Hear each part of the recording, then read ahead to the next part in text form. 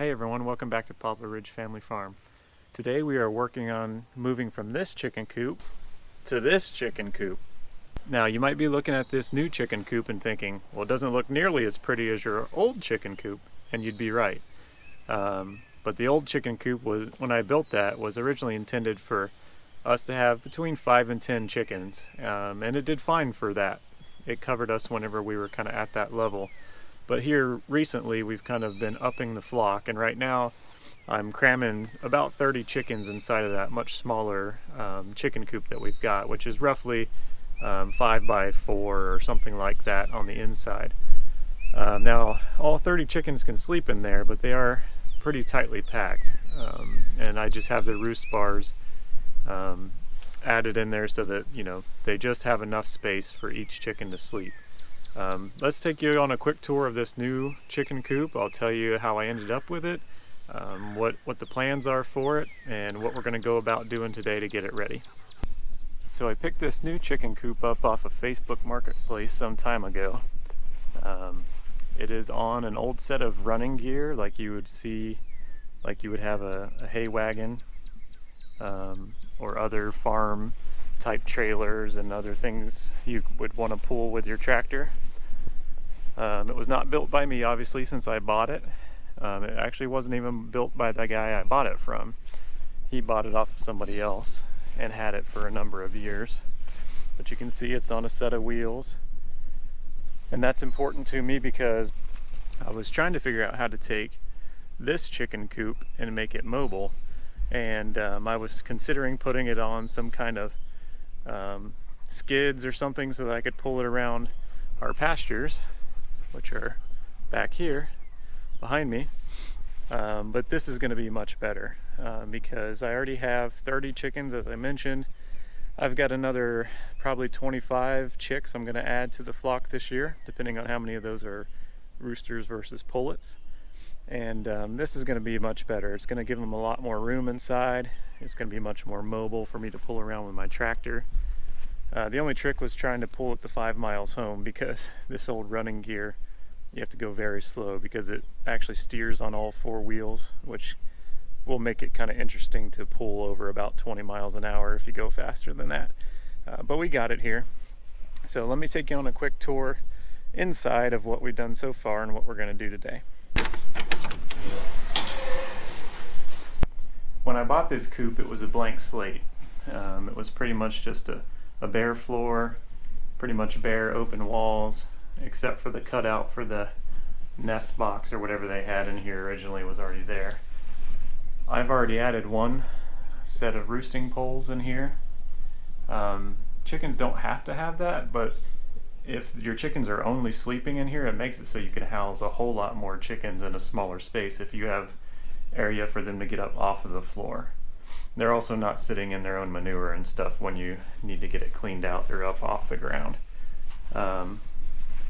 So my plan is today to build another one over here on this side, just to have plenty of space to grow. I don't have to come back later and add other roosting poles.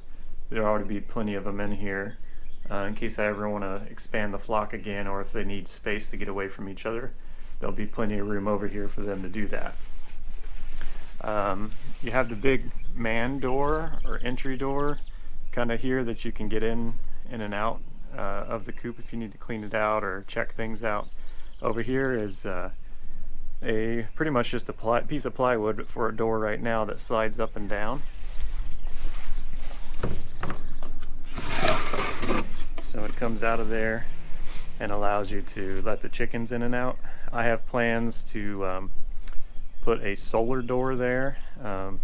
A buddy of mine, Bobby, thank you if you're watching this, has actually built me the mechanical pieces I need to put the solar door in. I just need to figure out how to get it hooked up to a door that will either lift or swing in or out, or whatever method I decide to go with for that. So it comes with the daylight sensor and everything already all wired together, and I just need to get the components hooked up to a solar panel and a battery, and which I have all that. I just need to get it all hooked up to this coop so that we don't have to come let them in or out every single morning and evening.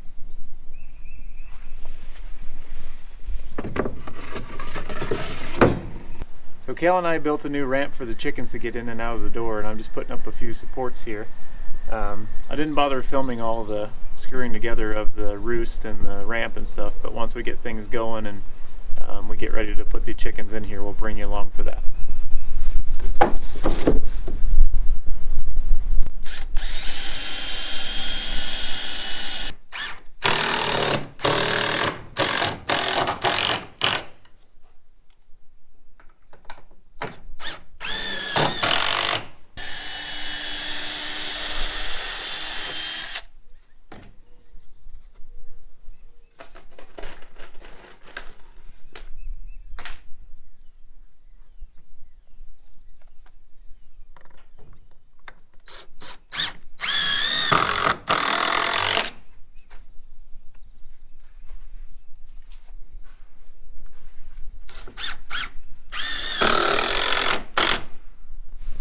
Alright, now that those are on there, we'll be able to set this on there, and that ramp will be better supported when the chickens are climbing in and out. Okay, so next thing we're going to have Kale spread out some shavings, pine shavings in here as bedding, just to protect the floor from their manure, and we'll get that especially good underneath the roost bars. Because they're going to poop the most while they sleep at night, so kind of back in this area and back in this area where most of the poop's going to fall. These roosts are about, the first bar is about 2 feet off the ground, just to give us enough room to get a rake or a pitchfork underneath there and clean this thing out. Still be able to reach back in there pretty good, and they can jump up there pretty easily to make that. So we're going to get the pine shavings spread, and we're going to be pretty close to adding chickens in here. Camera. I can leave with the camera. There you go. Yeah, we're probably gonna need to.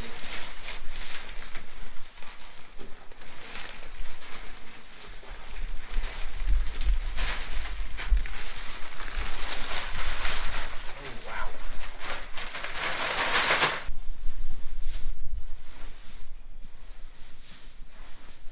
Remember, we can always add more shavings later on, I know.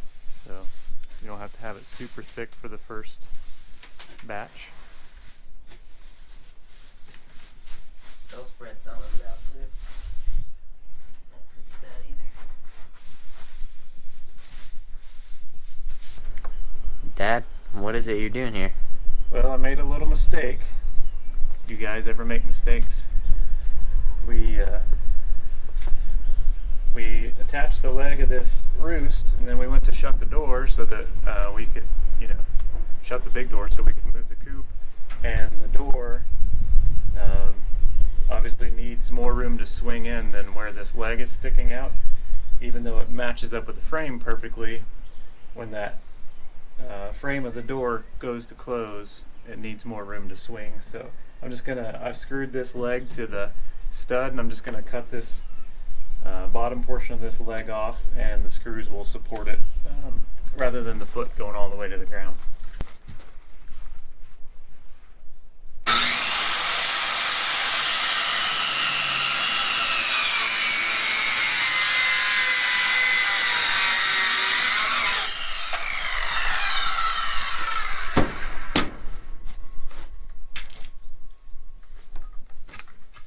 There we go.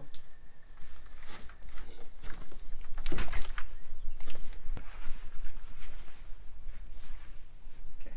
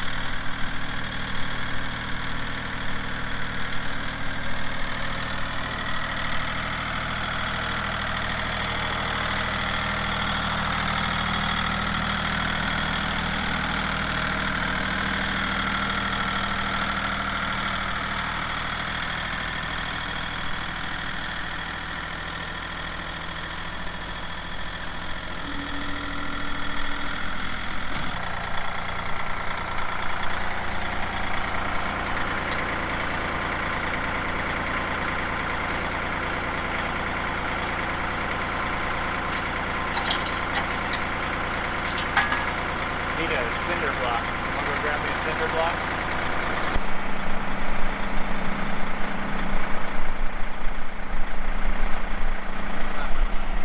Look at you, buff man. Stick it underneath it. On it? Underneath it.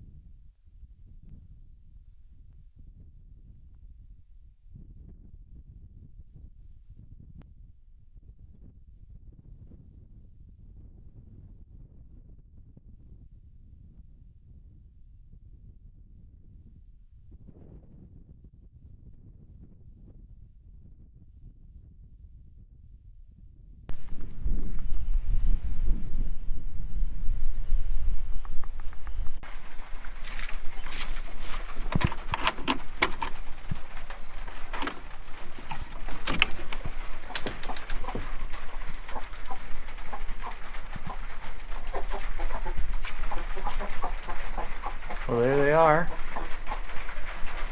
A lot more space for them in there. Got our nest box temporaried in here.